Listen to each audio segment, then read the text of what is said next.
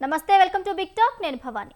తెలంగాణలో స్థానిక సంస్థల పునర్వ్యవస్థీకరణపై సీఎం రేవంత్ రెడ్డి తీసుకుంటున్న నిర్ణయాలు చర్చనీయాంశంగా మారుతున్నాయి. దశాబ్దాలుగా కొనసాగుతున్న ఎంపీటీసీ, జెడ్పీటీసీ వ్యవస్థలను రద్దు చేయాలనే ప్రాథమిక నిర్ణయానికి వచ్చినట్లుగా తెలంగాణ ప్రభుత్వ వర్గాలు లీకులిస్తున్నాయి. ప్రస్తుతం ఉన్న ఎంపీటీసీ, జెడ్పీటీసీ వ్యవస్థల వల్ల అధికార యంత్రాంగం క్షీణంగా మారుతోందని, ఇక నిధుల వినియోగంలో జాప్యం జరుగుతోందని రేవంత్ రెడ్డి ప్రభుత్వం భావిస్తోంది. మరి నిజంగానే తెలంగాణలో ఎంపీటీసీ, జెడ్పీటీసీ వ్యవస్థలను రద్దు చేస్తారా? భారత రాజ్యాంగంలోని 73వ సవరణను మార్చడం సాధ్యమేనా? ఇలాంటి అంశాలపై ఇవాల్టి బిగ్ టాక్లో చర్చిద్దాం. మనతో పాటు చర్చలో పాల్గొనడానికి సిద్ధంగా ఉన్నారు పల్లె రామచంద్ర గౌడ్ గారు, టీపీసీసీ అధికార ప్రతినిధి. నమస్తే అండి రామచంద్ర గౌడ్ గారు. నమస్తే. అదేవిధంగా ప్రేమ్ గాంధీ గారు ఉన్నారు, బీజేపీ నాయకులు. నమస్తే అండి ప్రేమ్ గాంధీ గారు. నమస్కారం అండి. నమస్తే. అదేవిధంగా జయరామ్ గారు ఉన్నారు, పొలిటికల్ అనలిస్ట్. నమస్తే అండి జయరామ్ గారు. నమస్తే. ఎస్ జయరామ్ గారు, ముందుగా మీరు చెప్పండి, నిజంగానే ఈ ఎంపీటీసీ, జెడ్పీటీసీ వ్యవస్థలను రద్దు చేయడం అంత సులువా? అసలు వాటిని రద్దు చేయడం వల్ల వచ్చే లాభాలు ఏంటి? అది సాధ్యమవుతుందా? ఒకటి అండి, దీంట్లో ఎలక్షన్స్ రద్దు చేయడము, కండక్ట్ చేయడము అనేది పెద్ద ఇష్యూ కాదు. పాలక ప్రతిపక్షాలు, ఒకటి వచ్చేసి పాలకులు, రెండోది వచ్చి ప్రతిపక్షం. పాలకులు ఏం చేయాలంటే ప్రజల దగ్గరికి పోవటం కోసం ఇప్పటి వరకు మనం చేసింది ఎంత, ప్రజలకు ఏ మేరకు మనము సంక్షేమం చూసుకున్నాము, ప్రజల అభివృద్ధి చేశాము, లేకపోతే ఆ రాష్ట్రాన్ని ఎంత అభివృద్ధిలోకి తీసుకెళ్తాం అనే దాని మీద క్రైటీరియా ఉంటుంది. ఆ క్రైటీరియాను దృష్టిలో పెట్టేసుకొని ఎలక్షన్లోకి పోతాం. కానీ ఇక్కడ పెద్ద జోక్ ఏంటంటే కాంగ్రెస్ నాయకులది, ఆ రేవంత్ మొదటి నుంచి ఒక మాట చెప్పేవాడు, ఆ నలుగురు దొంగలు అని ఉద్దేశించి మాట్లాడాడు. ఆ నలుగురు దొంగలని మేము కూడా చెప్పేటాడు, నువ్వే కాదు మేము కూడా చెప్పాం. ఆ నలుగురు దొంగలు కాబట్టే ప్రజలు ఈ రోజు కాంగ్రెస్ కు పట్టం కట్టిండ్రు, సీట్లో కూర్చోబెట్టేసిండ్రు. కానీ ఇక్కడ 40 మంది దొంగలైంది కదా. మరి అక్కడేమో నలుగురు దొంగలు, కాంగ్రెస్ లో 40 మంది దొంగలు అయిపోయినారు. ఆలీబాబా చాలీచోర్ అని ఒక సినిమా ఉంటది, ఆలీబాబా చాలీచోర్ లాగా మారిపోయింది అనేది ప్రతిపక్షాలు చెప్తున్నాయి. అంటే ఇప్పుడు ఎక్కడ ప్రజల్లోకి వెళ్ళిపోవాలంటే ఒక క్రెడిబిలిటీ, ఫేస్ వాల్యూ, ప్రజలు ఆకర్షించే విధానాలు ఉండాలి.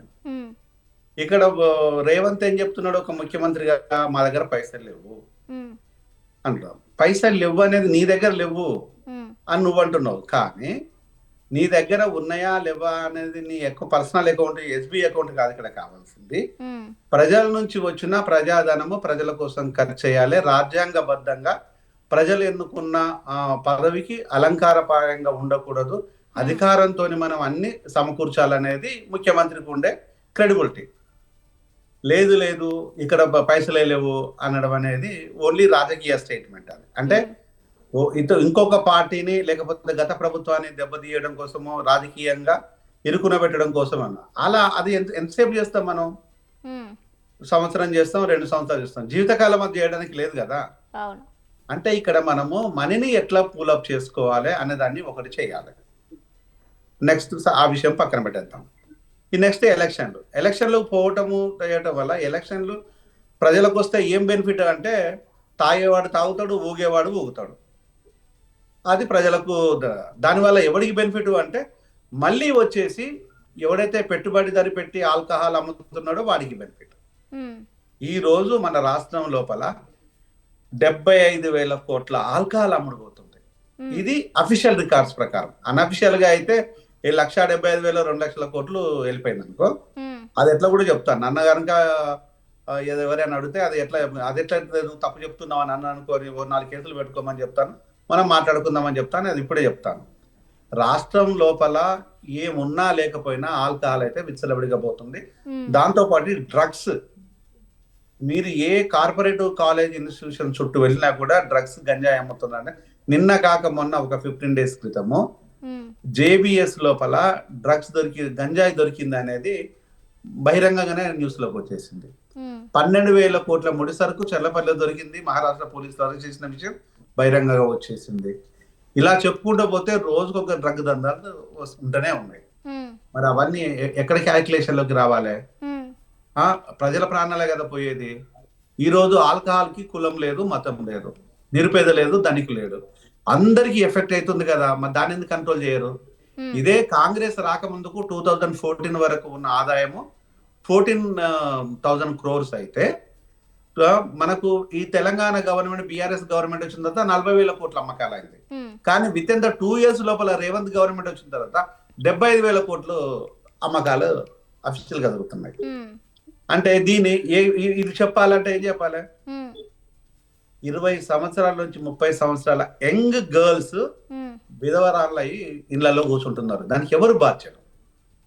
ఇది ప్రశ్నలు. ఈ ప్రశ్నలన్నీ కూడా విద్య లేదు, వైద్యం లేదు, భూముల లొల్లి, ఎక్కడ పోయినా కూడా ఓ బ్లాక్ మార్కెట్ దందాలాగానే. సినిమా చిన్నప్పుడు ఎన్టీ రామారావు, కృష్ణనో, శోభనం సినిమాలు వస్తే మా వయసు వాళ్ళు అంత సినిమాలు చూసేవాళ్ళం. నేను అప్పుడు బచ్చగాని పోయినప్పుడు బ్లాక్ టికెట్ లో కొనుక్కునే వాళ్ళం.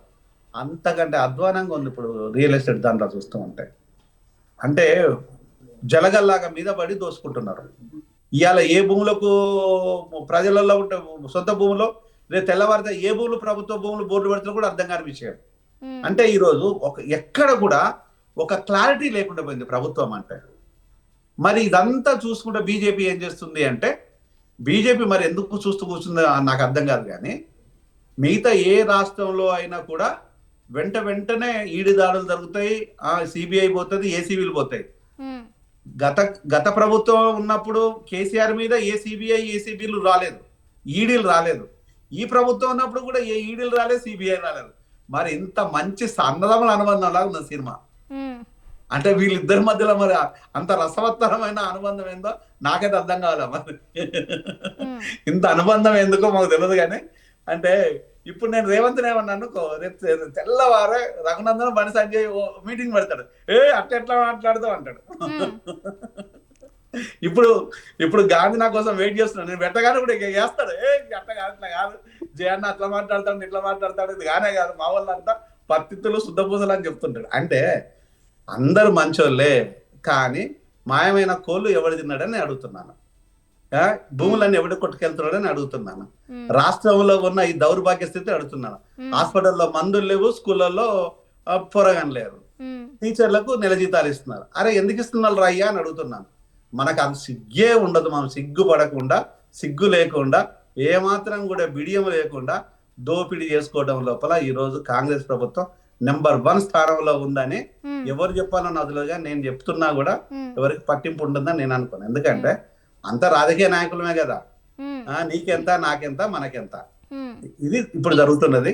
దీనివల్ల ఇప్పుడు వీళ్ళు ఎలక్షన్లు పెట్టినా ఒకటే, పెట్టకున్నా ఒకటే.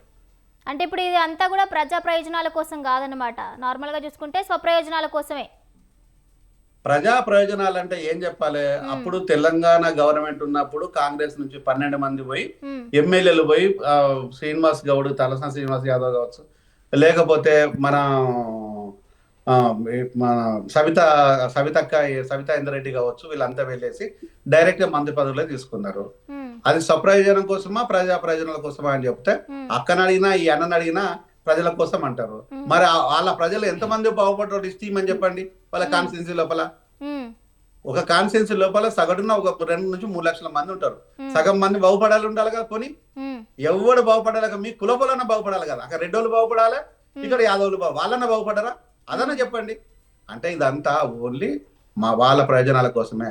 అప్పుడు 12 మంది ప్రతిపక్షం నుంచి అధికారంలోకి వచ్చిన, ఇప్పుడు 10 మంది ప్రతిపక్షం నుంచి అధికారం వచ్చిన స్వప్రయోజనాల కోసమే తప్పితే ప్రజా ప్రయోజనాలు గాలికి వదిలేస్తున్నారు అనే విషయాన్ని. ప్రజా ప్రయోజనాలు అంటే ఈ వాటికి కేసీఆర్, కేటీఆర్, కవిత అంటే వాళ్ళతో లేదనుకో, హరీష్ రావు, రఘునందన్, బీజేపీ నుంచి రఘునందన్, బండి సంజయ్, వీళ్ళంతా వచ్చేసి ఆల్కహాల్ ఇంత ఉండొద్దు, హాస్పిటల్లో చాలా మంది చచ్చిపోతున్నారు, పిల్లలకు విద్యకు దూరం అయిపోతున్నారు అని లొల్లి చేయాలి. ఇది కాకుండా మీరు ఇది విషయం ఉంది, ప్రజలకు ఆల్కహాల్ తాగిపియండి, చదువు లేకున్నా పర్వాలేదు, మనం చచ్చిపోయినా పర్వాలేదు, హాస్పిటల్లో రోగాల్లో చచ్చిపోయినా పర్లేదు. ఇవి కాకుండా మిగతా అన్ని విషయాలు మాట్లాడుతున్నారు. మొత్తంగా చూస్తుంటే దశాబ్దాలుగా కొనసాగుతున్న ఎంపీటీసీ, జెడ్పీటీసీ వ్యవస్థలను రద్దు చేయాలనే ప్రాథమిక నిర్ణయానికి రేవంత్ ప్రభుత్వం అయితే వచ్చింది. అసలు ఎందుకు ఈ నిర్ణయం తీసుకుంది అనే దానిపై మనం చర్చ కంటిన్యూ చేద్దాం. పల్లె రామచంద్ర గౌడ్ గారు, ఎస్ సార్, చెప్పాలి మరి ఎందుకు ఇలాంటి నిర్ణయాలు తీసుకుంటుంది రేవంత్ రెడ్డి ప్రభుత్వం? దేనికి తీసుకుంటుంది? అసలు మాట్లాడాక అధికార పార్టీని తీసుకోండి మేడం. అధికార పార్టీ తర్వాత మళ్ళీ తీసుకోండి. తప్పకుండా తర్వాత తప్పకుండా ఉంటుంది. ఒకసారి, ఎందుకంటే నేను ఇప్పుడు ప్రేమ్ గాంధీ గారు ఒక్క నిమిషం, ఎందుకంటే ఇప్పుడు వరకు జయరాం గారు కొన్ని క్వశ్చన్స్ వేశారనమాట అధికార పార్టీకి. సో ఆయన సమాధానం ఇస్తే బాగుంటుంది అని చెప్పి. మేమందరం కూడా మాట్లాడిన తర్వాత వారు answer తప్పకుండా ఇస్తే బాగుంటుంది. తప్పకుండా తప్పకుండా అందరికీ తర్వాత మళ్ళీ రివ్యూ తీసుకోండి. నేను అందరికీ టైం ఇస్తాను. ప్రేమ్ గాంధీ గారు ఖచ్చితంగా టైం ఇస్తాను. చెప్పండి రామచంద్ర గౌడ్ గారు. నమస్కారం అండి అందరు మిత్రులకు. నమస్తే. ముఖ్యంగా ఇది జెడ్పీటీసీ ఎంపీటీసీ అనేది సుమారుగా 83 టైంలో వచ్చిందండి. అప్పుడు డైరెక్ట్ ఎలక్షన్స్ ఉంటుండే. మ్మ్. జెడ్పీ చైర్మన్ గారిని, తర్వాత ఎంపీ మండల అధ్యక్షుడిని డైరెక్ట్ ఎలక్షన్స్ గా ఉంటుండే. మ్మ్. తర్వాత ఇండైరెక్ట్ ఎలక్షన్ అయింది. ఎంపీటీసీలు మండల ప్రెసిడెంట్ ఎన్నుకోవడం, జెడ్పీటీసీలు జెడ్పీ చైర్మన్ ఎన్నుకోవడం జరిగింది. ఇది సుమారుగా 73 రాజ్యాంగ సవరణ ప్రకారం వచ్చింది. అది రాజ్యాంగ సవరణ ప్రకారం ఏంటంటే ప్రతి ఒక్కరికి కూడా న్యాయం జరగాలి. ఈ మన ప్రజాస్వామ్య వ్యవస్థలో 3 అంచెల వ్యవస్థ, గ్రామ పంచాయతీలు, మండల వ్యవస్థ, జడ్పీ వ్యవస్థ అనేది ఉండాలనే ఉద్దేశంతో చేయడం జరిగింది. అది సమంజసమైంది. ఇది అంటే ఈ ఖచ్చితంగా నిర్ణయం జరగలేదు. అది చేస్తే బాగుంటుందా వాళ్ళకి ఏంటంటే ఇప్పుడు ఎంపీటీసీ జెడ్పీటీసీ శాలరీస్ లాగా లేకుంటే ఇంకా మెయింటెనెన్స్ అనే ఉద్దేశంలో అంటే కొద్ది ఖర్చు అనేది ఉందా అనే ఆలోచనలో అందరూ రివ్యూ చేయడం జరుగుతుంది. కానీ దాంట్లో ఏది చేస్తే బాగుంటుంది అనే ఆలోచనతోని అందరి అభిప్రాయం ప్రకారం తీసుకోవడం జరుగుతుంది. అది ఏదైనా చేయాలనుకుంటే సవరణ చేయడం, జీవో ఇవ్వడమా లేకుంటే రాజ్యాంగ సవరణ చేయడం జరుగుతుందా, మరి ఏది చేస్తుందా అనేది ప్రజా అభిప్రాయానికి భిన్నంగా మాత్రం చేయడం అనేది ఉండదు. ప్రజల అభిప్రాయం ప్రకారం ఏది చేయడం జరుగుతుంది. ఇంకో ముఖ్య విషయం ఇక్కడ కూడా మనం మాట్లాడాల్సింది ఏంటంటే ప్రజలకు మనము వ్యతిరేకంగా ఏది చేసినా అది ప్రజాభిప్రాయం ఒక 6 months 1 year 2 years ఉంటది. తర్వాత కాలానుగుణంగా మార్పులు చేర్పులు జరుగుతుంది.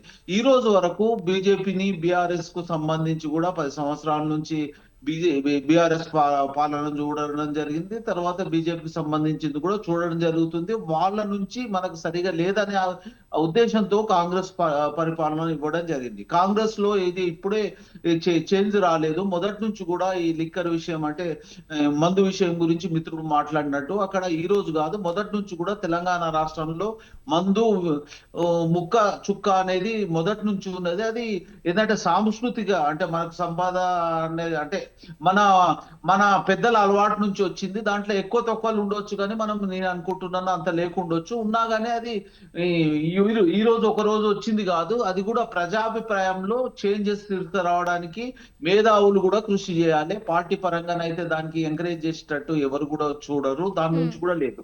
ఇంకోటి ప్రజలకు సంబంధించి కూడా మనకు ఏది చేసినా, ఏ డెవలప్మెంట్ చేసినా, ఏది చేసినా మనం వచ్చిన పన్నును బట్టే పన్నుల నుంచే మనము ఖర్చు చేయడం జరుగుతుంది. దాంట్లో మనకు రెవెన్యూ దేని మీద వస్తుంది అంటే ముఖ్యంగా పెట్రోల్ డీజిల్ మీద వస్తుంది, రిజిస్ట్రేషన్స్ మీద వస్తుంది, తర్వాత ఈ లిక్కర్ మీద అంటే వైన్స్ బాల్ బీళ్ళకు సంబంధించి అయితే తెలంగాణ రాష్ట్రంలో వస్తుంది. దాన్ని బట్టే ఖర్చు చేయడం జరుగుతుంది. ఇప్పుడు మనకు వచ్చిన రెవెన్యూను ఎటు ఖర్చు చేయడం జరుగుతుంది, అక్రమంగా పోతుందా లేకుంటే ఇప్పుడు భూములకు సంబంధించి కూడా అక్రమంగా ఏది జరుగుతుందా అనేది కూడా మేధావులు అంటే ఇప్పుడు ఒక కాంగ్రెస్ పార్టీ లేదు కదా, దానికి ప్రతిపక్షంగా ఉన్న బీఆర్ఎస్ పార్టీ అనుకోండి, బీజేపీ అనుకోండి, మేధావులు కూడా దానికి ప్రైవేట్ పిటిషన్స్ ఇచ్చి ఇక్కడ తప్పులు జరుగుతున్నాయి, ఇక్కడ అన్యాయం జరుగుతుంది, ఇక్కడ ఇబ్బంది జరుగుతుందని వేలెత్తి చూపించి అక్కడ ఇబ్బందులు జరిగిన దగ్గర సరిచేస్తే బాగుంటది. నేను అనుకుంటున్నా ప్రజా ప్రభుత్వంలో కొద్ది ఇబ్బందులు అంటే గతంలో దానికంటే చేంజెస్ వచ్చిందని అనుకుంటున్నాను. కాంగ్రెస్ పార్టీ పరంగా నేను మాట్లాడడం జరుగుతుంది. గత పాలకుల కంటే ప్రజాపాలనలో బాగుందనే ఉద్దేశంతోనే ఇప్పుడు జరిగిన ఎలక్షన్లలో 2023 తర్వాత వచ్చే ప్రతి ఎలక్షన్ లో కాంగ్రెస్ కు అనుకూలంగా వస్తుంది. ఈ రోజు కాదు కానీ భవిష్యత్తులో కూడా ఇంకా చేంజెస్ వస్తాయి. మనము ప్రజలతో సత్సంబంధాలు పెట్టుకొని ప్రజలతో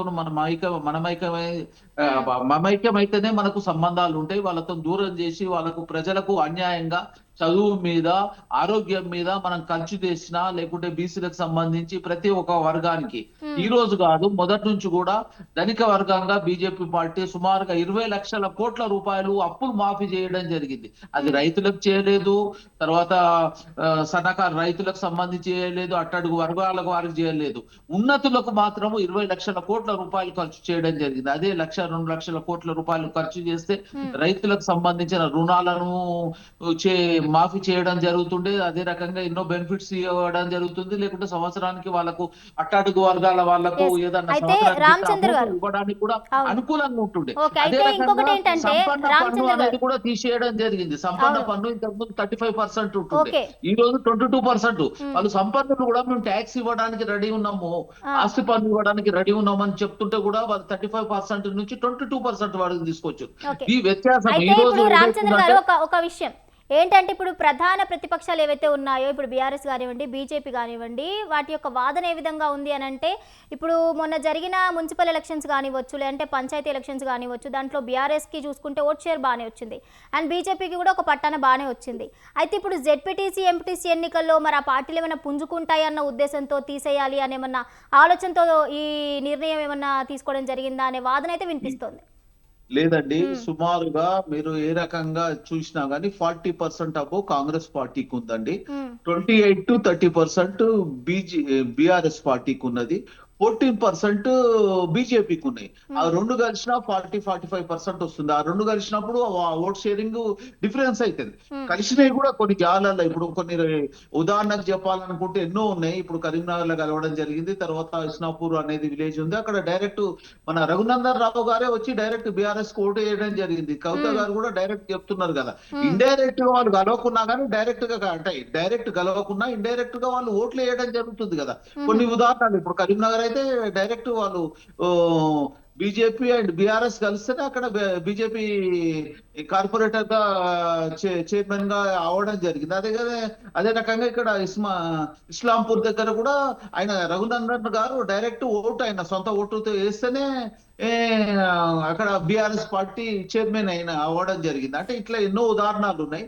రెండు పార్టీలు కలిసినా గానీ కొన్ని ఇంత ఇప్పటి వరకు వచ్చిన పర్సంటేజ్ మీరు చెప్పినట్టు 40% ఈ రోజు కాదు, 2023 నుంచి ప్రతి ఎలక్షన్ లో కూడా సుమారుగా 40-42% కాంగ్రెస్ పార్టీకి వస్తున్నది, 28 to 30% బీఆర్ఎస్ పార్టీకి వస్తుంది, బీజేపీ కూడా 6 to 12% వరకు వస్తుంది. అయితే ఇవి రెండు కలిసినప్పుడు 44% వస్తుండొచ్చు, కానీ రెండు కలిసినప్పుడు ఓట్లు మొత్తం టోటల్ 100% షిఫ్ట్ కావు, 60-70% మారుతుండొచ్చు. ఆ మారినా ఇబ్బంది లేదు, ఎంత పర్సంటేజ్ వాళ్ళకు వచ్చినా గానీ కాంగ్రెస్ పార్టీ. ఇంకోటి, ఇది మనకు ఫైనల్ కాదు కదా, ఇది సెమీఫైనలే. మనకు ఎంపీటీసీ వచ్చినా జెడ్పీటీసీ వచ్చినా రేపు ఏ ఎలక్షన్స్ వచ్చినా మనకు వచ్చేది భవిష్యత్తులో వచ్చే 28 లో వస్తుందా, 2028 లో వస్తుందా, 2029 లో వచ్చేదా ఎమ్మెల్యే ఎలక్షన్లు, ఎంపీ ఎలక్షన్లే ఫైనల్ అవి. ఆ రోజు వరకు ఎవరు ప్రజలకు సంబంధించి మంచి పనులు చేస్తారో, ప్రజలకు అనుకూలంగా ఉండి ఏ రకంగా చేస్తారో వాళ్ళే ఉంటారు. సుమారుగా 2 లక్షల ఓట్లలో ఇక్కడ కూడా మార్పులు చేర్పులు జరగవు. నేను అనుకుంటున్నా ప్రజాప్రభుత్వంలో ప్రజలకు సంబంధించి ప్రజలకు న్యాయంగా చేసే రకంగా కాంగ్రెస్ పార్టీ ఉంది, దాని గురించి ఆదరణ చేస్తున్నారు. ఈ 2 సంవత్సరాల లోపల వాళ్ళు కరెక్ట్ గా ప్రజలతో సంబంధాలు లేకుంటే ఓట్ పర్సంటేజ్ తగ్గిపోతుండే కదా, ఇంకా పెరుగుతుంది, 1-2% పెరుగుతుంది కానీ తగ్గలేదు. ఆ రోజు 38% నుంచి ఇప్పుడు 40-41% దాటిపోయింది. అది మీరు చూడండి, ఏ లెక్కలలో చూసినా గానీ సుమారుగా కౌన్సిలర్లు కార్పొరేటర్స్ తో 90% అబోవ్ వచ్చినాయి. ఆ పర్సంటేజ్ గురించి మాట్లాడాల్సిన అవసరం లేదు, అది కూడా ఫైనల్ కాదని ఓపెన్ గా చెప్తున్నా, అది ఫైనల్ కాదు. మనకు వచ్చేది 2028 లో వచ్చేదే ఫైనల్ గా ఉంటది. ఈ జెడ్పీటీసీ ఎలక్షన్ గానీ, ఎంపీటీసీ ఎలక్షన్ గానీ, రేపు మొన్న జరిగిన మున్సిపల్ ఎలక్షన్స్ గానీ, బై ఎలక్షన్స్ గానీ అది ఫైనల్ కాదు, సెమీఫైనల్స్. అవి మామూలుగా జరిగినాయి. మనకు వచ్చేది 28 లో వచ్చేదంటే ఇంకా 3 సంవత్సరాల తర్వాత వచ్చే ఎలక్షన్ 29 లో వస్తుండొచ్చు, ఆ 2029 అది ఫైనల్. అప్పటి వరకు పార్టీలు ఏమి పుంజుకుని ఏ రకంగా ఉన్నా గానీ, ఓట్ షేరింగ్ ఉన్నా గానీ ప్రజలకు మనం ఏమన్నా మంచి పని చేస్తేనే ఆదరిస్తారు, లేకుంటే వాళ్ళు ప్రజలు ఎక్కడ ఏ పార్టీని ఎక్కడ పెట్టాలో వాళ్ళు ఆలోచన చేసుకుంటారు. ఇప్పుడు కూడా బీఆర్ఎస్ కి సంబంధించిన ఎన్ని మాటలు చేసినా వాళ్ళు లీగల్ గా ఏ రకంగా చేయాలనో ఆ రకంగా చేస్తున్నారు. భవిష్యత్తులో చట్టము తన పని తాను చేసుకొని పోతుంది. ఏది నిజం నిప్పు లాంటిది, ఎవరు తప్పు చేసినా భవిష్యత్తులో వాళ్ళు శిక్షార్హులు అవుతారు. కాంగ్రెస్ పార్టీ కూడా తప్పు చేసి ఎక్కడైనా భూ అక్రమాలు చేసినా, ఇంకేదన్నా స్కాములు చేసినా, అధికారంలో ఉన్నప్పుడు బయటపడవు, ఏ పార్టీ ఏది చేసినా కూడా అధికారం దిగిన తర్వాత బయటపడతాయి ఏది చేసినా. అది అధికారంలో ఉన్నప్పటి నుంచే బీజేపీ వాళ్ళు అనుకోండి, కాంగ్రెస్ వాళ్ళని ఏటీఎం గా కాళేశ్వరం గురించి ప్రతి దాన్ని స్కామ్ గురించి ముందే చెప్పారు. అది ముందు చెప్పిన తర్వాత అధికారం అంటే వాళ్ళు ఇట్లా తప్పులు చేస్తున్నారు అనేది ప్రజలకు చెప్పుకున్న తర్వాతనే అధికారం రావడం జరిగింది, లేకుంటే అంత ఈజీగా రాకపోతుండే కదా. చర్చ జరిగిన తర్వాత ఆలోచించిన తర్వాత అధికార మార్పు జరిగింది. అవునవును. అదేవిధంగా మల్లెపాక యాదగిరి గారు కూడా జాయిన్ అయ్యారు మనతో పాటు బీఆర్ఎస్ నాయకులు. నమస్తే అండి యాదగిరి గారు. ఎస్, ముందుగా ప్రేమ్ గాంధీ గారితో మాట్లాడదాం. ప్రేమ్ గాంధీ గారు, ముందుగా స్వతంత్ర రెడ్డి ప్రేక్షకులు అలాగే యాదగిరి గారికి, రామచంద్ర గౌడ్ గారికి, విశ్లేషకులు జయరామన్న గారికి అందరికీ నమస్కారం. ఇక్కడ మనం కొన్ని విషయాలు వాస్తవాలు మాట్లాడుకుంటే బాగుంటది తప్ప రాజకీయ ప్రయోజనాలు మాట్లాడితే ఏమాత్రం బాగుండదు. అది 73 రాజ్యాంగ సవరణ ద్వారా పంచాయతీరాజ్ శాఖ వ్యవస్థని రాజ్యాంగబద్ధంగా జరిగేటువంటి వ్యవస్థని మనం తీసిపడేటువంటి పరిస్థితి ఎందుకో ఏమో వాళ్ళకే అర్థం కావాలి. అంటే ఇక్కడ ఒకటి ప్రజల ఓటుకు విలువ లేకుండా చేసేటువంటి ప్రయత్నం, అంటే ప్రజల ఓటుకు విలువ లేదా అనేటువంటి ఆలోచించేటువంటి పరిస్థితులు. అలాగే స్థానిక సంస్థల యొక్క ఇంపార్టెన్స్ పూర్తిగా తగ్గిపోయేటువంటి ప్రమాదం ఉంటుంది. జెడ్పీటీసీ ఎంపీటీసీ వ్యవస్థ లేదంటే పూర్తిగా రాష్ట్ర ప్రభుత్వమే దాన్ని చూడాల్సిన పరిస్థితి. ఎంతవరకు సాధ్యమవుతుంది? ఇప్పటికే రాష్ట్ర ప్రభుత్వం ఉన్నటువంటి సమస్యలు, రాష్ట్ర ప్రభుత్వం ఉన్నటువంటి అనేకమైనటువంటి ఇబ్బందులకే పెద్ద ఇబ్బందులు పడిపోయినాయి. ప్రతి ఒక్క నిధుల సమీకరణ కోసం ప్రతి అంశంలో కూడా మౌలిక సదుపాయాలు, ఆ గ్రామాల్లో ఉన్నటువంటి మౌలిక సదుపాయాలు, ఏది తాగునీరు కానీ, డ్రైనేజ్ కానీ, రోడ్డు వ్యవస్థ కానీ, స్కూళ్ళ వ్యవస్థలు కానీ, లేదా చిన్న చిన్న మౌలిక వసతుల కోసం కూడా రాష్ట్ర ప్రభుత్వం మీద ఆధారపడేటువంటి వ్యవస్థ తయారైతుంది. దానివల్ల ప్రభుత్వానికి ఇబ్బందే తప్ప వచ్చేటువంటి ప్రయోజనం ఏం లేదు. అలాగే అన్నిటికన్నా ముఖ్యమైనటువంటి విషయం అంటే కొంతమంది అది ఎంతవరకు మాట్లాడుతారో ఏం మాట్లాడుతారో వాళ్ళకే తెలియాలి. కానీ అసలు ఇప్పుడున్న ముఖ్యమంత్రి రేవంత్ రెడ్డి గారే, ఆయన ఫస్ట్ అయ్యింది ఎంపీటీసీగా అయ్యిండు, జెడ్పీటీసీ, దాని తర్వాతనే ముఖ్యమంత్రి స్థాయికి వచ్చిండు. అంటే నాయకుడి లక్షణాలు, ఒక నాయకుడిగా ఎదగడానికి గ్రామ పంచాయతీ లేదా మండల జిల్లా స్థాయిలో ఎదగడానికి అది పునాది. ఆ పునాదిని లేకుండా ప్రయత్నం చేయాలనుకునే ఆలోచన వాళ్ళకి ఏందో తెలియదు. తర్వాత అవకాశాలు ఎక్కువ, రాజకీయ నిరుద్యోగులు అవకాశాలు ఉంటాయి, ఇవన్నీ తీసేస్తాయి. ఎందుకంటే అనేక మంది జెడ్పీటీసీ ఎంపీటీసీ ద్వారా మహిళలకు, ఎస్సీ ఎస్టీ బీసీ మైనారిటీలకు రిజర్వేషన్ ఫలాలు అంది వాళ్ళు రాజకీయంగా ఎదగడానికి ఒక ప్లాట్ఫామ్ తయారయ్యేటువంటి పరిస్థితి ఉంటుంది. ఆ ప్లాట్ఫామ్ నే పుక్కటి వేలతో కదిలించేటువంటి ప్రయత్నం చేయాలనేటువంటి ఆలోచన ప్రభుత్వానికి ఎందుకు వచ్చిందో వాళ్ళకే తెలవాలి. దీనివల్ల నష్టమేముంది? ఒకవేళ నిజంగా ఎంపీటీసీ జెడ్పీటీసీ వ్యవస్థ వల్ల జరిగేటువంటి నష్టం ఏమున్నది? ఇక మీరు జీతభత్యాలు, ఆర్థిక వెసులుబాటు అని అంటే ఖచ్చితంగా ఈ వ్యవస్థను మొత్తం చూడాలంటే వనరులు అవసరం కదా. మళ్ళా ఒకవేళ జెడ్పీటీసీ ఎంపీటీసీలను తీసేసారు, ఆ వ్యవస్థను చూడాలంటే ఇక్కడ మళ్ళా టీం అవసరం కదా, మళ్ళా వ్యయ ప్రయాసాలు అవసరం కదా. దాంట్లో ఉన్న మార్పులు చేస్తే బాగుంటది. నిజంగా కూడా జెడ్పీటీసీ ఎంపీటీసీల ద్వారా జరిగినట్టు గతంలో మనం చూసుకుంటూ పోతుంటే గ్రామ పంచాయతీలో ఎంపీటీసీల కన్నా ముందు అనేకమైనటువంటి ఉండే వాళ్ళనందరూ కూడా తీసిరు. ఏఆర్ఓలు ఉండే వాళ్ళని తీసిరు, వేరే వాళ్ళని తీసిరు. సరే, దానికి సంబంధించినటువంటి శాఖ వేరే వాళ్ళని వాడుతున్నట్టు చేస్తున్నారు. ఇందులో కూడా ఈ వ్యవస్థలో వారు ఎంతవరకు ఉపయోగమవుతుంది, దానివల్ల ఏమైనా మార్పులు చేయాలనుకుంటే మౌలికంగా ఉన్నటువంటి మార్పులు ఏమైనా చేస్తే సంతోషం తప్ప పూర్తిగా వ్యవస్థనే నిర్వీర్యం చేయడం అది రాజ్యాంగ విరుద్ధం, అది ముమ్మాటికి తప్పు. అట్లనే అన్న ఒక మాట మాట్లాడుతుండు, అన్న మీరు అది వెనక్కి తీసుకోవాలి. సరే, నేను మా కాంగ్రెస్ నాయకుడిని మధ్యలో మిమ్మల్ని ఇంటరప్ట్ చేయొద్దని చెప్పి చేయలేదు. మీరు ఒక ప్రస్తావించి మాట్లాడుతున్నారు. తెలంగాణ సాంప్రదాయం అంటేనే సుక్క ముక్క అంటున్నారు. అది ముమ్మాటికి తప్పన్నా, అది ముమ్మాటికి తప్పు. చుక్క ముక్కనే తెలంగాణ సాంప్రదాయం కాదు. తెలంగాణ అనేకమైనటువంటి మెలుకులతో కడినటువంటి స్వచ్ఛశామలమైనటువంటి రాష్ట్రం.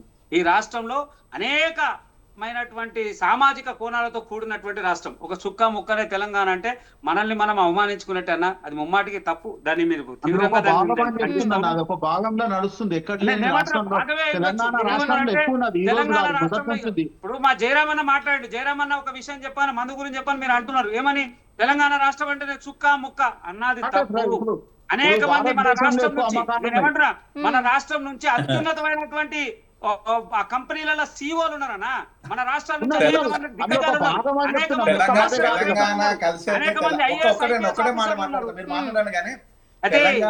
తెలంగాణ కల్చర్ లో సుక్క ముక్క భాగమే గానీ మొగుడు చచ్చిపోయి ముండమోయడం భాగం కాదు. మేధావులు అందరు కలిసి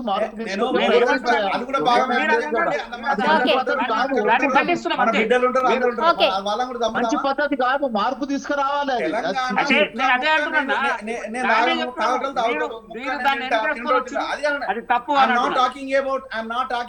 food and alcohol, I'm talking about young girls ముగ్గులు చచ్చిపోతాం ముండమోసి కూర్చుంటుంటే రేపు వాళ్ళ బతుకులు ఏమైపోవాలని అడుగుతున్నా నేను. ప్రజలలో అవగాహన మొగుడు లేక తీసుకొచ్చి మార్పు పిల్లలకు తండ్రి లేక మన జీవితాలు Right, ఏమైపోతాయో okay. మీరే చెప్పండి అది. అంటే నన్ను తీసేయాలి, కొంత- మార్పు నేను రావాలి, finish మంచి చేస్తా. పద్ధతి నేను కాదు finish కదా. ఓకే చేస్తాను. ఓకే మళ్ళా రామచంద్ర గారు మంచి నేను పద్ధతి. ఫినిష్ చేస్తాను. అయ్యా. అయితే ఏమంటున్నంటే ఖచ్చితంగా కాంగ్రెస్ ప్రభుత్వం తీసుకున్నటువంటి నిర్ణయం వల్ల వాళ్ళు తీసుకున్నటువంటి ఎంపీటీసీ జెడ్పీటీసీ వ్యవస్థను నిర్వీర్యం చేసే ప్రయత్నం చేస్తే మాత్రం ముమ్మాటికి తగు ఆ రాష్ట్ర ప్రయోజనాలు దెబ్బతీసేటువంటి అవకాశం ఉంటుంది. అనేక మంది మహిళలకు, ఎస్సీ ఎస్టీ బీసీ మైనారిటీ యొక్క నాయకులందరినీ తయారు చేసేటువంటి ప్లాట్ఫామే అది. ఆ ప్లాట్ఫామ్ వ్యవస్థని నిర్వీర్యం సరైన పద్ధతి కాదు. అలాగే నిధుల విషయంలో మాట్లాడుకుంటూ పోతే అనేక సందర్భాల్లో ముఖ్యమంత్రి గారే మాట్లాడిరు, మా దగ్గర మౌలిక వసతులకే డబ్బులు లేవంటా ఉన్నారు. ఆ డబ్బులు లేనప్పుడు మళ్ళీ ఈ గ్రామాల్లో ఉన్నటువంటి వ్యవస్థను నిర్వీర్యం చేసేటువంటి పరిస్థితి కాదు. కేంద్రం ఇచ్చినా లేదా ఎవరిని ఇచ్చినా డైరెక్ట్ గా నిధులుగా గ్రామ పంచాయతీకి సంబంధించిన నిధులు వస్తా ఉన్నాయి. ఆ నిధులతో వాళ్ళు మౌలిక వసతులు, రోడ్డు వేయాలనుకున్నా, పాఠశాల నిర్మాణంలో ఏమైనా మార్పులు చేయాలనుకున్నా, డ్రైనేజ్ వ్యవస్థలు ఉన్నా రాష్ట్ర ప్రభుత్వం మీద ఆధారపడాల్సినటువంటి అవసరం లేదు. మండల జిల్లా స్థాయిలో ఉన్నటువంటి నాయకుల ద్వారానే అది పూర్తి స్థాయి మరమ్మతులు చేసుకొని ఆ పరిపాలన దృష్ట్యా చాలా సులువైనటువంటి మార్గం. దాన్ని కఠినత్వం చేసేటువంటి ప్రయత్నం చేయడం సమంజసం కాదు. ప్రభుత్వం దీని మీద పూర్తి స్థాయి ఆలోచించి అన్ని రాజకీయ పార్టీలు ఒకవేళ చేయాలి అనుకుంటే అన్ని రాజకీయ పార్టీలను, మేధావులను, అనేక రాష్ట్రాలు ఉన్నటువంటి పరిస్థితులు, ఆ రాష్ట్రాలు ఉన్నటువంటి ఉదాహరణలను తీసుకొని చేసేటువంటి పరిస్థితి చేయాలి తప్ప సొంతంగా మీరు నిర్ణయం తీసుకుంటే మాత్రం ప్రజల్లో భయంకరమైనటువంటి వ్యతిరేకని చవి చూసే ప్రమాదం కాంగ్రెస్ కుందండి. రైట్, యాదగిరి గారు. యాదగిరి గారు వినిపిస్తుందా?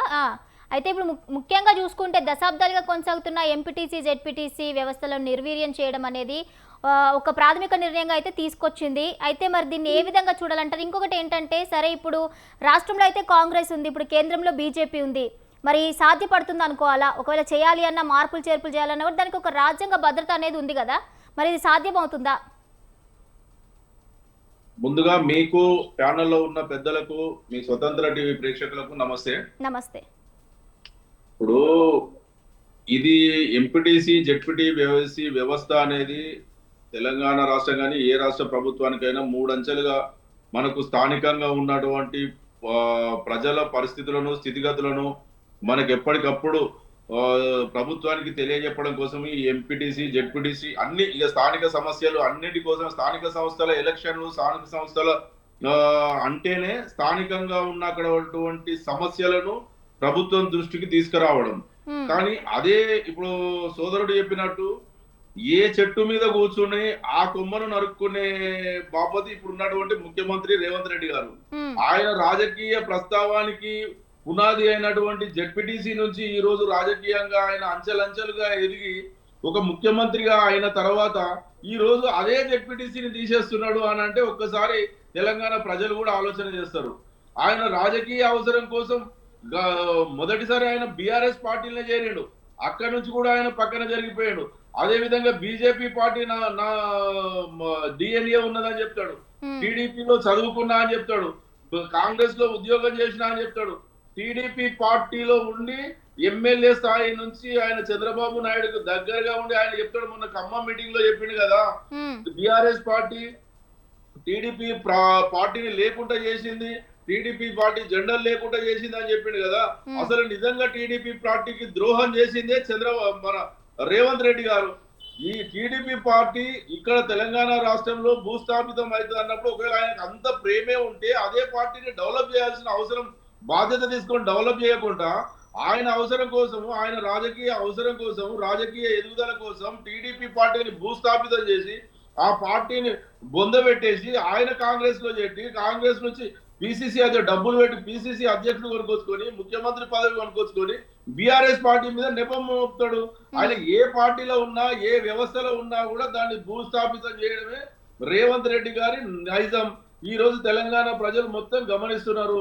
ఎందుకంటే ఆయనకు ఇక్కడ మనం ఉంటున్నాం అనేది కాదు, ఆయన ప్రతిదీ కూడా గతంలో కూడా అనేక హామీలు ఇచ్చి కూడా ఈ రోజు ప్రజలను దోపిడీ చేయడం, నట్టేయడం, ఉంచడం కోసమే ఆయన అనేక రకాలుగా హామీలు ఇస్తాడు. కానీ ఈ రోజు మీరు అంటారు కదా బీజేపీ పార్టీ రేవంత్ రెడ్డి గారు అంటే, ఆల్రెడీ బీజేపీ రేవంత్ రెడ్డి గారు మోడీ రేవంత్ రెడ్డి చోటే బాయ్ బడే బాయ్ అని చెప్పి అనేక సందర్భాల్లో చెప్పుకున్న సోదరులు వాళ్ళు. అదే విధంగా నిన్నగాక మొన్న అది ఢిల్లీలో ఏదో ఏఐ మీటింగ్ ముఖ్యమంత్రి హోదాలో ఈయన పోయి బీజేపీ పార్టీకి సపోర్ట్ చేస్తే అక్కడ ఉన్నటువంటి కాంగ్రెస్ పార్టీ, యువజన కాంగ్రెస్ పార్టీలు దాన్ని వ్యతిరేకిస్తారు. ఆయన ఏ పార్టీలో ఉన్నాడు, ఏ పార్టీ గురించి మాట్లాడుతున్నాడు? బీజేపీకి అనుకూలంగానే పోయి ఆ వేదిక మీద మాట్లాడిండు కదా, మోడీ గారికి అనుకూలంగానే మాట్లాడిండు కదా, కాంగ్రెస్ పార్టీ సిద్ధాంతానికి వ్యతిరేకంగానే పనిచేసిండు కదా. ఆయనకు ప్రజల బాగోగులు అవసరం లేదు. ఆయనకి ఈ రోజు రేపు ఇప్పుడు చెప్తున్నాడు కదా, ఈ తెలంగాణ రాష్ట్రంలో బడ్జెట్ లేదు అంటాడు. మరి మూసీ నది పొంటే అంటే ఆయన గాంధీ ఘాట్ కోసం, గాంధీ విగ్రహం కోసం 5,000 కోట్ల రూపాయలు పెడతాడంట. మూసీ సుందరీకరణ కోసం 150 కోట్లు పెడతాడంట. ఫ్యూచర్ సిటీ కోసం, ఫ్యూచర్ సిటీ ఎవరిదేమన్నారు? నీకు డబ్బులే లేవాయే, బడ్జెటే లేదాయే. నీకు జెడ్పీటీసీ, ఎంపీటీసీ వ్యవస్థలను పెడితే డబ్బులు అవుతాయి కాబట్టి వాళ్ళకి జీతాలు ఎంత ఇస్తుంది, ప్రభుత్వానికి ఎంత నష్టం జరుగుతుంది. కానీ ఈ రోజు 150 కోట్లు మరి సుందరీకరణ, మూసీ సుందరీకరణకు 150 కోట్లు ఉంటాయి.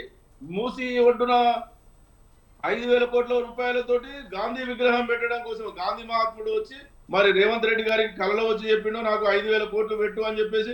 మరి 5,000 కోట్ల రూపాయలు పెడితే తెలంగాణ ప్రజలకు, పేదలకు ఎంత అభివృద్ధి, ఎన్ని సంక్షేమ పథకాలు వస్తాయి. రైతు బంధులు, ఇప్పుడు ఆగిపోయిన రైతు బంధు కానివ్వండి, రైతు బీమా, ఇంకా బ్యాలెన్స్ ఉన్న రైతు బీమా కానివ్వండి, అనేక రకాల సంక్షేమ పథకాలు వస్తాయి కదా. మరి అన్నిటికీ డబ్బులు లేవు. వాళ్ళు ఇచ్చిన సంక్షేమ పథకాలకు డబ్బులు లేవు. కానీ ఈ జెడ్పీటీసీ వ్యవస్థ ఉంటే డబ్బులు ఖర్చు అయితే, కానీ ఆయనకు లాభం కోసం, కాంట్రాక్ట్ ఇవ్వడం కోసం మాత్రం 5,000 కోట్ల రూపాయలు మూసీ ఒడ్డున గాంధీ విగ్రహానికి 5,000 కోట్లు వస్తాయి. మూసీ సుందరీకరణకు 150 కోట్లు వస్తాయి. ఫ్యూచర్ సిటీ కోసం లక్షల కోట్లు వస్తాయి.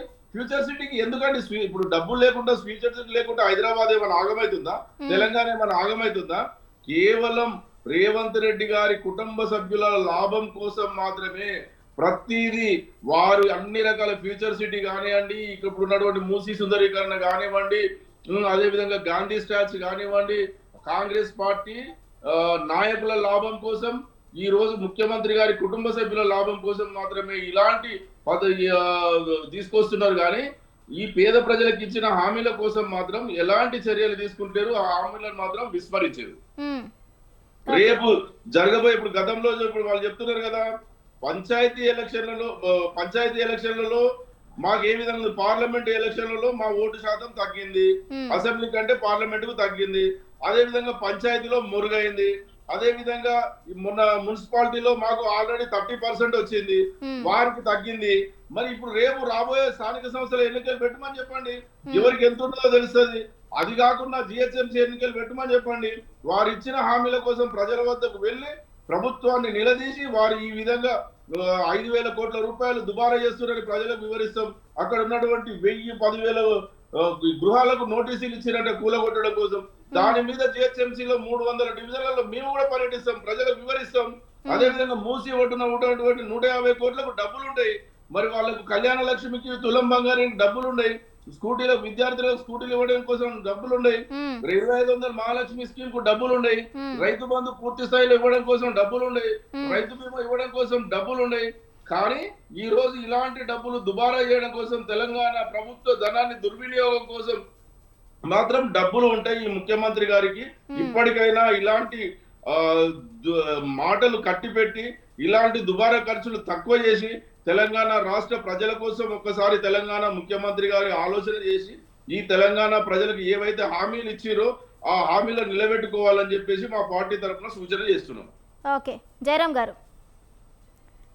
ఎస్, ఇప్పుడు మనం పక్క రాష్ట్రాల్లో ఎక్కడ చూసుకున్నా కూడా మనకి ఇలాంటి సవరణ అనేది ఎక్కడా జరగలేదు. అయితే ఏపీలో ఒకనొక టైంలో మాజీ సీఎం జగన్ అయితే కూడా ఒక ప్రతిపాదన తీసుకురావడం జరిగింది. కానీ ఇప్పటి వరకు కూడా దాని మరి ఎటువంటి ప్రతిపాదన కూడా లేదు. అయితే ప్రభుత్వం కూడా చేంజ్ అయిపోయింది. అయితే మనం పక్క రాష్ట్రంలో చూసుకున్నా, ఏ రాష్ట్రంలో చూసుకున్నా ఈ ఎంపీటీసీ, జెడ్పీటీసీ ఈ వ్యవస్థల్ని రద్దు చేయడం అనేది మనం ఎక్కడా చూడలేదు. అయితే ఇది ఎంతవరకు సక్సెస్ అవుతుంది అనుకోవాలి? ఇంకొకటి ఏంటంటే నిధుల దుర్వినియోగం అవుతుంది అంటూ కూడా భావిస్తోంది రేవంత్ ప్రభుత్వం అని మనకు ఒక టాక్ వినిపిస్తోంది. నిజంగానే ఇప్పుడు మన యాదగిరి గారు అన్నట్టు ఇలాంటి సంక్షేమ పథకాలకు లేని నిధులు ఇక్కడ ఎందుకు దుర్వినియోగం అవుతున్నాయి, ఇక్కడికి ఎందుకు మరి అన్ని చోట్ల దుర్వినియోగం అవుతున్నప్పుడు ఈ వీటికి కూడా పెట్టచ్చు కదా, నిధుల దుర్వినియోగం అవుతుంది అన్నప్పుడు వీటినే తీయాల్సినంత ప్రత్యేకత ఏమొచ్చింది అసలు అక్కడ? జయరాం గారు మీకే మళ్ళీ ఒకసారి రిపీట్ చేయండి. ఎస్, మనం పక్క రాష్ట్రాల్లో చూసుకుంటే ఎక్కడ కూడా మనకి జెడ్పీటీసీ, ఎంపీటీసీ నిర్వీర్యం అనేది ఎక్కడ జరగలేదు. గతంలో మాజీ సీఎం జగన్ ఏపీలో అయితే ఇలాంటి ఒక ప్రతిపాదన తీసుకురావడం జరిగింది, కానీ ఇప్పటివరకు కూడా దానికి ఎలాంటి ప్రాముఖ్యత అనేది లేదు. సో మరి ఇక్కడ ఏం చూడాలంటారు? అండ్ అదేవిధంగా చూసుకుంటే ఇప్పుడు యాదగిరి గారు కూడా ఒక మాట అన్నారు, నిధుల దుర్వినియోగం అవుతోంది అంటూ. అదేవిధంగా ఇప్పుడు ఏవైతే సంక్షేమ పథకాలు ఉన్నాయో వాటికి అవి అమలు పరచడానికి నిధులు లేవు అంటూ కూడా రేవంత్ ప్రభుత్వం చెప్తోంది.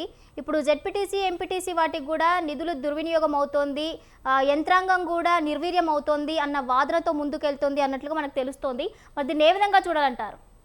అంటే ఒకటి భాగ్యశ్రీ, మనం ఇంట్లో చూడాల్సింది ఏంటంటే రాజకీయాలు వేరు, పాలనపరమైన అంశాలు వేరు. ఒకవేళ కనుక రాజకీయ నాయకులు మాట్లాడుతుంటారు, ప్రతిపక్షాలు మాట్లాడుతుంటాయి. సో ఇక్కడ పాలకులు ఏం చేయాలంటే ప్రజల క్షేమము సంక్షేమము ఏ విధంగా ఇంప్లిమెంట్ చేయాలి చట్టాన్ని, ఇది ప్రజలకు పారదర్శకంగా మనం ఒక అంశాన్ని తీసుకొచ్చినప్పుడు అది పారదర్శకంగా ఎలా ఇంప్లిమెంట్ చేయాలని ఆలోచించాలి. దురదృష్టం ఏంటంటే ఇక్కడ పాలకులు కానీ మన ప్రతిపక్షాలు కానీ ప్రజలకు ఏది కావాలో దాన్ని ఆలోచించారు. రాజకీయ నాయకులు రాజకీయం చేయడం కోసము ఏది కావాలో దాన్ని స్క్రీన్ పైకి తీసుకొస్తారు. ఇది దుర్మార్గమైన విషయం. అంటే రాజకీయ ఇప్పుడు నేను నా 100 డిస్కషన్లు చూస్తే 99 డిస్కషన్లు నాకు విద్య కావాలంటుంటాను, చదువు కావాలంటాను, ఆరోగ్యం కావాలంటాను, ఆల్కహాల్ ని కంట్రోల్, నేను ఆల్కహాల్ మొత్తం బంద్ చేయమని చెప్పంటారు, కంట్రోల్ చేయాలని చెప్తుంటాను. కానీ ఈ 3 ఎందుకు ఇవన్నీ తెలియవా? కేసీఆర్ కు తెలియదా, కేటీఆర్ కు తెలియదా, మన రేవంత్ కు తెలియదా, బట్టి విక్రమార్కు తెలియదా, లేకపోతే ఇంకా ఇతర నాయకులకు తెలియవా? అందరికీ తెలుసు. మరి ఆ విషయాన్ని ఎందుకు మాట్లాడరు?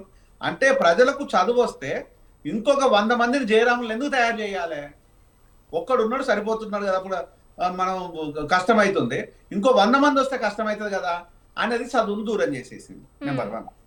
అంటే ఇక్కడ అంటే పాలకులకు కావాల్సింది ఇది కాదు. వాళ్ళకి కావాల్సింది, వాళ్ళకి ఏది కావాలంటే సన్న బియ్యం ఇవ్వలేదు, పెన్షన్ ఇవ్వలేదు, మన వితంతులకు పెన్షన్ రాలేదు, రైతులకు రైతు భరోసా రాలేదు. రైతు భరోసా ఇవ్వాల్సిందే. రైతు అన్న తర్వాత రైతుకు డెఫినెట్ గా సపోర్ట్ ఇవ్వాల్సిందే. నేను రైతు భరోసాను వ్యతిరేకించడం లేదు. రైతులకు రైతు భరోసాకు ఇచ్చినంత మాత్రాన ఏం ప్రయోజనం? రైతు పండించిన పంటకు మద్దతు ధర ఇవ్వకుండా, మద్దతు ధర అనేది తన శ్రమకు తగ్గ ఫలితాన్ని, రైతు భరోసా అనేది నువ్వు బుచ్చం వేయటం. అరే ఓ రయ్య నీ బిచ్చమక్కలేదు, మద్దతు ధర ఇవ్వు. ఉల్లిగడ్డలు పండించిన వాడికేమో 2 రూపాయల కిలో చొప్పున కొంటారు మీరు. దీన్ని దాచిపెట్టి దొంగతనంగా మళ్ళీ ఇంకొక 2 నెలలకు 3 నెలలకు అమ్మితే 25 రూపాయల కిలోలు ఉల్లిగడ్డలు అమ్ముతారు. అంటే 3 నెలలు దాచిపెట్టగానే అది 20 రూపాయలు మీరు సగటున పెంచి పడేసిండ్రు. మరి పండించిన రైతుకు మద్దతు ధర వస్తే మీరు బుచ్చం వేయాల్సిన పని లేదు కదా. ఈరోజు టమాటాలు నేను 2 రోజుల క్రితము మన చిత్తూరు వెళ్ళి వస్తుంటే దారిలో కింటాల టమాటాలు పడబోతున్నాయి, లారీలు. ఎందుకు అంటే అక్కడ లారీ తీసుకొచ్చి మార్కెట్లో పోయడానికి కూడా ధర రాదు. అంటే వాళ్ళు కిలో రూపాయికి అమ్ముతే ఏం ప్రయోజనం? అంటే ఇక్కడ అమ్మే కంటే రోడ్డు మీద వస్తే జనాలన్నా తింటారని చెప్పేసి పడబోస్తున్నారు అక్కడ రైతులు. జనాలకన్నా అంటే నిజంగా అదే దాన్ని సాస్ చేసి అమ్మినోడికి 100 గ్రాములకు 100 రూపాయలంట, కిలో టమాటా పండించినోడికి రూపాయికి కిలో ఇయ్యాలంట. అంటే ఇక్కడ మద్దతు ధర ముఖ్యమా, లేదు అనుకుంటే రైతు బంధు ముఖ్యమా? నేను ఆ ఉద్దేశంతో రైతు బంధు మాత్రమే సరిపోదు, మద్దతు ధర ఇవ్వండి రైతులకు అని చెప్తున్నాను. ఇది కదా మాట్లాడాల్సింది. లేదు మన మొగుడు దక్షిణ వాళ్ళకి కానీ, లేకపోతే ఇంకా ఇతర వ్యక్తులకు కానీ, లేకపోతే ఎస్సీ ఎస్టీ మైనారిటీ బిడ్డలకు చదువుల విషయంలో స్కాలర్షిప్లు కానీ ఇవి మాట్లాడుతుంటారు. అరే నువ్వు స్కాలర్షిప్లు అక్కర్లేదు అయ్యా, నీ ప్రభుత్వ స్కూల్ లోపల చదివే టీచర్లు ఉన్నారు. అక్కడ ప్రాపర్ గా ప్రైవేట్ యాజమాన్యాలను కంట్రోల్ చేసి ఈ బిడ్డలను తీసుకొచ్చి అక్కడ జాయిన్ చెయ్యి. అక్కడ పేదలు ఒక ఎస్టీలు ఏమీ లేరు. ఎస్టీలతో పాటు రెడ్డిలలో కూడా పేదలు ఉన్నారు. మరి వాళ్ళ గురించి ఏం మాట్లాడదాం? కమ్మోల దాంట్లో లేదా, రెడ్డిల దాంట్లో లేదా, బ్రాహ్మణ దాంట్లో లేదా? ఈ రోజు రేవంత్ రెడ్డి అయినంత మాత్రాన నీ కులంలో ఉన్న చాలా మంది రెడ్డిలకు అన్నం పెడుతున్నావానే? రెడ్డి కులం కాటేసుకొని బతికేస్తున్నావు, కమ్మ కులం కాటేసుకొని చంద్రబాబు నాయుడు బతుకుతుంటాడు. మనం కాపు కులం కాడేసుకొని పవన్ కళ్యాణ్, వెలమ కులం కాడేసుకొని కేటీఆర్, అంటే మీరు కులం కార్డులతోనే మీరు బాగుపడే తర్వాత ప్రజలు బాగుపడ్డారా అని అడుగుతున్నారు. అంటే ఈరోజు కులాలు మతాలను మనం మాట్లాడడానికి ఓన్లీ రాజకీయంగా రెచ్చగొట్టడానికి పనికి వస్తుంది తప్పితే ప్రజలను బాగు చేయడం కోసం మాత్రం కాదు. అంటే ప్రజలకు ఏది కావాలనో దానిపైన చర్చ ఉండదు, రాజకీయ నాయకులకు ఏది కావాలనో దానిపైన చర్చలు ఏమనెత్తుతారు, దాన్ని మనం మాట్లాడుతున్నాం. Right, okay. ప్రేమ్ గాంధీ గారు, ఇక్కడ మనము ప్రజాస్వామ్యబద్ధంగా జరిగేటువంటి విషయం ఏది కూడా జరగదు. వాళ్ళ అనుకూలమైనటువంటి పరిస్థితులు ఆయా ప్రభుత్వాలు వాళ్ళ ఓకే. ప్రేమ్ గాంధీ గారు,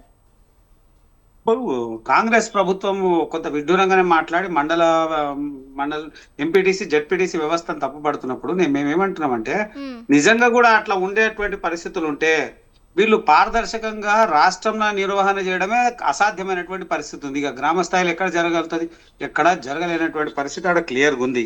అయితే ఇంకొక విషయం అంటే ఏ ప్రభుత్వం వచ్చినా వారు మాట్లాడిన విషయము మళ్ళీ ప్రజల్లోకి వచ్చేటువంటి అంశానికి చాలా తేడా ఉంటది. వీళ్ళు ప్రజాపాలన, ఎక్కడ ప్రజాపాలన అయింది? నాయకుల పాలన అయింది. ఎక్కడ లేదు ప్రజాపాలన, నాయకుల పాలన అయింది. ఇందాక జయరామన్న మాట్లాడినట్టు అప్పుడు 4 ఉండే, ఇలా 40 మంది ఉన్నారు అంతే. ఆ 4 పోయి ఇలా 45. తర్వాత వీరు మాట్లాడిన ప్రతిసారి కూడా మౌలిక సదుపాయాల మీద అనేక సందర్భాలు అట్లా కాదు, ఆ 4 పోయి ఇప్పుడు అలీబాబా చాలీశ్వర్ అంటే బాగుంటదేమో. రైట్ రెండు సినిమాల పేర్లే అంతే. అంటే 4 పోయి 40 మంది దొంగలు అయినటువంటి పరిస్థితులు ఉన్నాయి. ఇక్కడ కళ్ళారా కనబడుతుంది, వేరే ఏమి లేదు. ఇక్కడ ఈ మొత్తం వ్యవస్థలు మళ్ళా మనం తిరిగి చూసాలనుకునే పరిస్థితులు అంటే ఖచ్చితంగా ప్రజలకు అవసరమైనటువంటి మౌలిక వసతుల మీద ఎప్పుడు వెనకడిగే, దాంట్లో ఏమాత్రం సందేహం లేదు. ప్రజల్ని మభ్యపెట్టి అనవసరమైనటువంటి అంశాలు, అనవసరమైనటువంటి చూపించేటువంటి ప్రయత్నము, ఇంకేజో చేసేటువంటి ప్రయత్నం ఇంతవరకు సమంజసం వాళ్ళకి తెలియాలి. ఇలా ప్రజా సమస్యలు ఇన్ని ఉండగా 5,000 కోట్లు పెట్టి గాంధీ విగ్రహం, అది ఎందుకో వాళ్ళకే తెలియాలి. అది మరీ విడ్డూరమైనటువంటి విషయం. అలాగే మూసీ ప్రక్షాళన, ఈ మూసీ ప్రక్షాళన ముసుగులో మీరు ఇప్పటివరకు ఏం చేశారు? ఇప్పటి వరకు కాంగ్రెస్ ప్రభుత్వం తీసుకున్న ప్రతి అంశం యూటర్న్. హైడ్రా అన్నారు, యూటర్న్ తీసుకున్నారు. మూసీ అన్నారు, యూటర్న్ తీసుకున్నారు. వాళ్ళు ఏదైనా మాట్లాడని 4 రోజుల వరకు మాత్రమే మాట్లాడతారు, 5వ రోజు ఎంబడే యూటర్న్ తీసుకుంటారు. ఎందుకు యూటర్న్ తీసుకుంటారో వాళ్ళకేం సంబంధమో ఇంకేం సంబంధమో లేదు. రైతుల విషయంలో అయితే కాంగ్రెస్ పార్టీ చేసినటువంటి మోసం ఇంకెవరూ చేయలేదు. ఖచ్చితంగా ఈ రైతులకు ఇచ్చేటువంటి నిధులు ఇచ్చేసారు, రైతు బంధు ఇవ్వాల్సినటువంటి సముద్రం రాగానే దానికన్నా ముందే ఎన్నికలు పెట్టేస్తారు. ఇంత ముందు ఎన్నికలు పెట్టారంటే దాని మీద ఒక కోణం చూపించేటువంటి ప్రయత్నం చేస్తారు. ఎట్టి పరిస్థితుల్లో ప్రజాపాలన ముసుగులా వీళ్ళ సొంత పాలన జరుగుతుంది తప్ప ఇంకెక్కడ లేదు. దాన్ని మేము మాట్లాడతలేం, వీళ్ళ నాయకులు మాట్లాడు. కాంగ్రెస్ పార్టీలు ఉన్నటువంటి అనేక మంది వాళ్ళ మంత్రులు, వాళ్ళ నాయకులు, పెద్ద స్థాయి నాయకులు లాస్ట్ కు బ్లాక్ మెయిల్ చేసేటువంటి పరిస్థితి ఉంది. మేము చెప్పినట్టు వినకపోతే ముఖ్యమంత్రి నిన్నే దించేస్తాము, నిన్నే పక్కన పెడతాము, నువ్వెంత అనేటువంటి స్థాయికి పోయారంటే మీరు ఆలోచన తెలియాలి. అంటే పాలన వ్యవస్థ ఎక్కడ గాడి తప్పుతా ఉంది. ఒక్కరంటే ఒక్కరు సరిగ్గా లేరు. మహిళా నాయకులు అట్లనే మాట్లాడుతున్నారు, పెద్ద నాయకులు అట్లనే మాట్లాడుతున్నారు, అన్ని తెలిసినటువంటి ముఖ్యమంత్రి స్థాయి ఉన్నటువంటి నాయకులు కూడా అట్లనే మాట్లాడితే ఇలా ప్రజల పాలన నిర్వహింది, పాలన వ్యవస్థ ఎట్లా దెబ్బతిన్నది, తెలంగాణ రాష్ట్రంలో అసలు ప్రభుత్వం నిర్వీర్యం అయిపోయింది అనేటువంటి అంశం చాలా క్లియర్ కనబడతా ఉంది. మళ్ళా ఇంకొక కోణంలో చూస్తే మీరు గతంతో పోల్చుకుంటే ఇలా మటుకో చూస్తా ఉండండి. ఉన్నటువంటి ప్రాంతాన్ని కాకుండా కొత్త ప్రాంతాన్ని అభివృద్ధి చేయాలనేటువంటి ప్రయత్నం ఉంటే ముందున్న ప్రాంతాన్ని అయితే మౌలిక వసతులు చేయాల్సిన అవసరం ఉంది కదా. మొన్నటికి మొదలు జిహెచ్ఎంసీ ఎన్నికల్లో అనేక సమస్యలు బయటకు వచ్చినాయి, అనేక ప్రాంతాలలో ఉన్నటువంటి సమస్యలు, అనేక ప్రాంతాల్లో ఉన్నటువంటి అంశాలు అన్ని బయటకు వచ్చినాయి. దాని సంగతి ఎక్కడ పోయిందో తెలియదు. మళ్ళీ ఎన్నికలు వచ్చేటువంటి పరిస్థితి ఉన్నాయి. ఎప్పుడు అనంటే ఎప్పుడు మాట్లాడుతున్నారు, ఏం జరుగుతుంది, అభివృద్ధి ఎక్కడ జరుగుతుంది అంటే ఎన్నికల ముందు. ఎన్నికలు వచ్చే 2 నెలల ముందు జరుగుతుంది. దాని తర్వాత మళ్ళీ 4.5 సంవత్సరాలు ఏమీ అభివృద్ధి జరగదు. వీళ్ళ సొంత ప్రయోజనాలు తప్ప, వీళ్ళ రాజకీయ ప్రయోజనాలకు ఆ స్కీమ్లు, ప్రాజెక్టులు అవన్నీ వస్తాయి తప్ప అంతకుముందు ఎక్కడా రావు. ఇది ముమ్మాటికి ప్రజాపాలన కాదు, వీళ్ళ డబ్బు దేహంగా చేస్తున్నటువంటి పాలన తప్ప ఇంకో ఉద్దేశం లేదు. ఓకే, రామచంద్ర గారు, ఇక్కడ వీళ్ళు మాట్లాడడానికి ఎవరిని నమ్మించినా గానీ కొన్ని రోజులే నమ్మించగలుగుతాం, శాశ్వతంగా లేదు. ఇది ప్రజాపాలన గురించి మాట్లాడాలంటే ప్రజలతో సంబంధాలు పెట్టుకొని మాట్లాడడం జరుగుతుంది. ప్రజలు సంబంధాలు పెట్టుకున్న తర్వాత 24-26 నెలల తర్వాత కూడా ప్రజల పక్షము కాంగ్రెస్ పార్టీకే ఉన్నదని మున్సిపల్ ఎలక్షన్లలో చెప్పింది, గ్రామ పంచాయతీ ఎలక్షన్ చెప్పింది. అది కాదు, ఇప్పుడు మనకు పరిపాలన సౌలభ్యం కోసానికి వికేంద్రీకరణ అవసరము. దాని గురించి చర్చ జరుగుతుంది. ఇంతకు ముందు తాలూకా స్థాయి ఉండే, ఆ తాలూకా స్థాయిలో అంటే ఇప్పుడు నియోజకవర్గ స్థాయి లెవెల్ గా ఉంటుండే, అప్పుడు కొన్ని తాలూకాలలో ఉంటుండే, తర్వాత ఎంపీటీసీ జెడ్పీటీసీ వ్యవస్థ వచ్చింది. ఎంపీటీసీ జెడ్పీటీసీ మార్పు రావాలంటే కూడా రాజ్యాంగ సవరణ కావాలి, దానికి అన్ని పార్టీల సహకారం కావాలి. ఓన్లీ ఒక డిసిషన్ ఇవ్వగానే కాదు, దానికి అన్ని రకాలుగా రాజ్యాంగపరమైన రక్షణ కల్పించిన తర్వాతనే చేయడం జరుగుతుంది.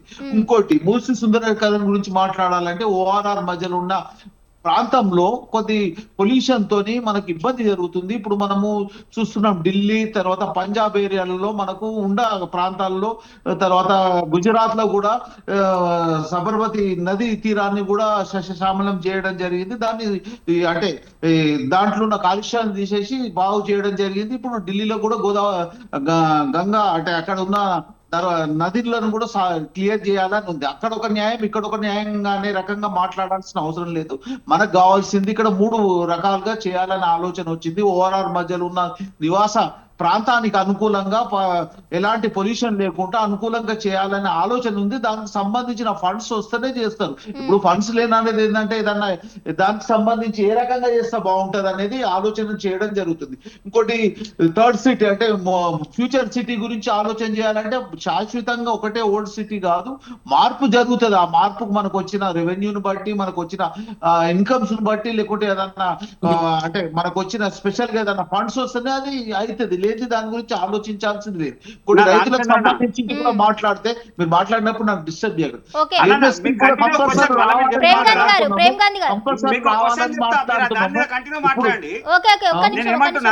అభివృద్ధి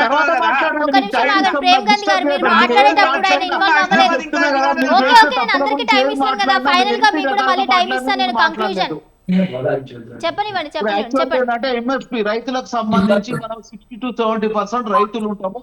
ఖచ్చితంగా రైతులకు సంబంధించింది ఖచ్చితంగా మినిమం సపోర్ట్ ప్రైస్ రావాలి. రైతులకు మనము చూసింది రైతే రాజు కావాలి. రైతుకు మనకి అన్యాయం చేస్తే 60 to 70% ఉన్న రైతులు వచ్చే ఎలక్షన్ లో మనకు ప్రజాస్వామ్యబద్ధంగా వాళ్ళు ఎక్కడ ఏం చేయాలో అది చేస్తారు. నేను న్యాయంగా అడుగుతున్నాను, మనకు కావాల్సింది విద్య, ఉపాధి, ఆరోగ్యము, మౌలిక వసతులు. ఈ 4 కల్పించని ఏ ప్రభుత్వాలు ఉన్నా ఒకటే, లేకున్నా ఒకటే. భవిష్యత్తులో కాంగ్రెస్ పార్టీ కల్పిస్తేనే వాళ్ళకి లైఫ్ ఉంటది, లేకుంటే భవిష్యత్తు అనేది ఉండదు. విద్య అనేది ముఖ్యమైనది, దాంతో పాటు ఆరోగ్యం కావాలి, మౌలిక వసతులు కావాలి, కంపల్సరీ డెవలప్మెంట్ కూడా కావాలి. ఇవన్నిటిని సమూజ్జిగా తీసుకుపోయే ప్రయత్నం చేస్తున్నాం. ఇక్కడ ఏమంటున్నారు, ఆ నలుగురు అంటే ఆ నలుగురు మీద న్యాయంగా పరంగా పోరాటం జరుగుతుంది. ఇప్పుడు ఎవరైనా 40 మంది చేయని, 100 మంది చేయని, ఆ తప్పు చేసిన వాళ్ళకు ఖచ్చితంగా శిక్షారులు, వాళ్ళకు సంబంధించిన ఏమి ఉన్నా కానీ మీరు ఓపెన్ గా చేయండి. వాళ్ళకు సంబంధించిన ఆరోపణలు ఉంటే ఆరోపణలు చేసి 40 మంది ఉన్నా, 100 మంది ఉన్నా వాళ్ళ మీద ఆరోపణలు నిజం చేసే ప్రయత్నం చేయండి. వాళ్ళ మీద చట్టపరంగా చర్య తీసుకోవడానికి కూడా ప్రతి ఒక్క పౌరునిగా, ఓన్లీ కాంగ్రెస్ పార్టీ కాదు, పౌరునిగా నేను అంటున్నాను. నేను కోరుకునేది ఏంటంటే ప్రతి ఒక్కరికి కూడా ఆరోగ్యం కావాలి, విద్య కావాలి. అన్యాయంగా ఏదైనా అక్రమంగా జరిగే దాని మీద కూడా కఠిన చర్యలు తీసుకునే ప్రయత్నం చేయాలి. రైతులకు సంబంధించి ప్రతిది కూడా చేయాలి. గతంలో కంటే ఇప్పుడు 25,000 కోట్ల రూపాయలు రైతు రుణమాఫీ చేయడం జరిగింది. వాళ్ళకి సబ్సిడీ ప్రకారము ప్రతి ఈ వస్తువు అంటే వాళ్ళకు అవసరం ఉన్న ముడి సరుకులు అనుకో, యంత్ర సామాన్లు కూడా ఇవ్వడం జరుగుతుంది. దానికి సంబంధించి మనం రైతులకు ఏదైనా పొరపాటు చేస్తే భవిష్యత్తు అనేది ఏ పార్టీకి కూడా ఉండదు. ఈ రోజు మాత్రం ఖచ్చితంగా కాంగ్రెస్ పార్టీ మున్సిపల్ ఎలక్షన్లు అయిపోయినాయి, 17 తారీఖు అయిపోయింది అన్నగారు, ఇంకా రైతు బంధు పడలేదు. నేనేమంటున్నాను, ఎలక్షన్లు అయిపోయినాయి, 17 తారీఖు నాడు తప్పకుండా టకీ అని పడతాయని చెప్పిండు ముఖ్యమంత్రి గారు. మరి ఎక్కడ పోయింది ఆ టకీ? ఇంకా గంట మోగుదలేదా చెప్పాలి. ఇప్పుడు నేనేమంటున్నా మేడం, గాయత్రి గారు, మీరు ఏదేమన్నా ఉండని ఒక అంశం క్లియర్. ఎన్ని సిటీలు చేసినా ఉన్నటువంటి చరిత్ర కలిగినటువంటి భాగ్యనగరం పరిస్థితి 7 కేసుల గొంగడ ఆడనే ఉంది కదా. దీని మీద ఏం మార్పులు చేయరా? దీని గురించి మాట్లాడమనండి. దీని గురించి ఎవరు మాట్లాడరు. ఒక నాయకుడు ఇంకో నగరాన్ని చేసినా, ఈయన పోయి ఇంకో నగరాన్ని అని ఇదేం అవసరము? అసలు ఉన్నటువంటి పరిస్థితులు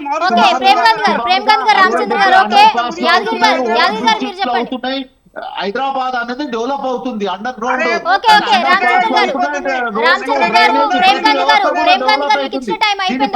ఇంకో ప్రయత్నం రేవంత్ రెడ్డి గారు ముఖ్యమంత్రిగా ఈ రోజు ఈ తెలంగాణ రాష్ట్రానికి 2.5 సంవత్సరాల్లో 3 కోట్ల రూపాయలు, 2.5 లక్షల కోట్ల రూపాయలు అప్పు చేసింది. ఎన్ని ప్రాజెక్టులు కట్టింది, ఎన్ని కంపెనీలు తీసుకొచ్చింది, ఎన్ని ఫ్లైఓవర్లు కట్టిందో ఒక్కసారి చెప్పాల్సిన అవసరం ఉంటది. ఎన్ని సంక్షేమ పథకాలు అమలు చట్టపరంగా పరుస్తుందో చర్చించుకుందాం, చెప్పాల్సిన అసెంబ్లీకి అవసరం వచ్చి ఉంటది. మాట్లాడండి. ఎక్కడ ఏం కేవలం మాట్లాడాలో హైడ్రా పేరు చెప్పి హైదరాబాద్ లో ఉన్నటువంటి పేదల హైదరాబాద్ ఊళ్ళను కూలగొట్టడం మాత్రమే. ఎక్కడ అదేవిధంగా కూడా మూసీ కొట్టలేదు, ఒడ్డున ఎవరు కూడా లేదు. గాంధీ ఓన్లీ ఘాట్ పార్టీ దగ్గర ఈ రోజు పార్టీని 10,000 మాట్లాడుతున్నారు. గృహాలను కూలగొట్టడం కోసమే. అదేవిధంగా ప్రతిదీ కూలగొట్టడం కోసమే గానీ నిలబెట్టడం కట్టడాలు చేసే ప్రభుత్వం మాత్రం ఇది కాదు. ఈ తెలంగాణ రాష్ట్రంలో రైతులను నమ్మించి మోసం చేసి గొంతు కోసిన ప్రభుత్వం ఈ రోజు తెలంగాణ రాష్ట్రంలో ఉన్నది.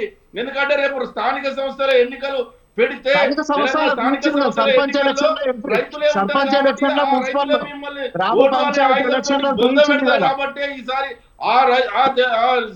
స్థానిక సంస్థలు ఎంపీటీసీ జెడ్పీటీసీలను ఎన్ని రోజులు రద్దు అవుతుంది చేయడం ఎలక్షన్ కోసం స్థానిక ప్రయత్నం రామచంద్ర గారు, చేస్తున్న ఒక్క ప్రభుత్వం. నిమిషం. 3 నెలలు కాలేదు, 3 months కాలేదు. స్థానిక సంస్థల ఎన్నికలై సర్పంచ్ ఎలక్షన్ లో మంచి రిజల్ట్ వచ్చింది. అది పంచాయతీ మున్సిపల్ ఎలక్షన్ ఎలక్షన్ లో అన్నా, మంచి ఇది రిజల్ట్ ఎంపీటీసీ, వచ్చింది. జెడ్పీటీసీ ఎలక్షన్లలో రేపు మిమ్మల్ని ప్రజాభిప్రాయానికి బొందబెట్టడానికి వ్యతిరేకంగా జరగదు. సిద్ధంగా ఉన్నారు తెలంగాణ రాష్ట్ర ప్రజలు.